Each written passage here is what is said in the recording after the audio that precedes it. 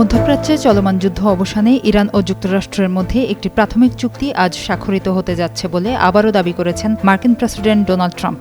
একই দিনে president Trump তার ৮০তম জন্মদিন পালন করছেন।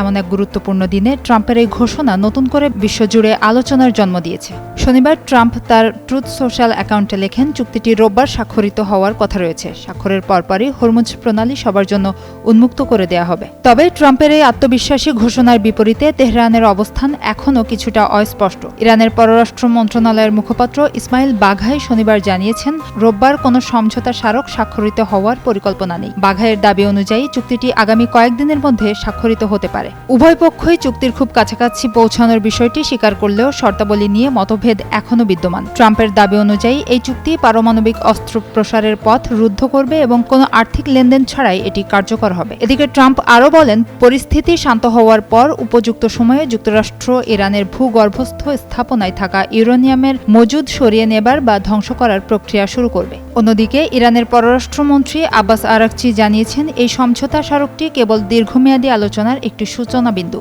যুদ্ধবিরতি কার্যকর হলেও হরমুজ প্রণালী পরিচালনার নিয়ন্ত্রণ ইরান ও ওমানের হাতেই থাকবে বলে তারা দাবি করছে। এছাড়া নিষেধাজ্ঞা প্রত্যাহার ও অবরুদ্ধ সম্পদ অবমুক্ত করার মতো গুরুত্বপূর্ণ বিষয়গুলো চুক্তি স্বাক্ষরের পরবর্তী ধাপের আলোচনায় রাখা হয়েছে। বিশ্লেষকদের মতে সাম্প্রতিক কূটনৈতিক এই তৎপরতা যুদ্ধ অবসানের একটি ইঙ্গিত হলেও ইরান ও যুক্তরাষ্ট্রের মধ্যে গভীর অবিশ্বাসের কারণে চুক্তি বাস্তবায়ন প্রক্রিয়া এখনও ঝুঁকিপূর্ণ।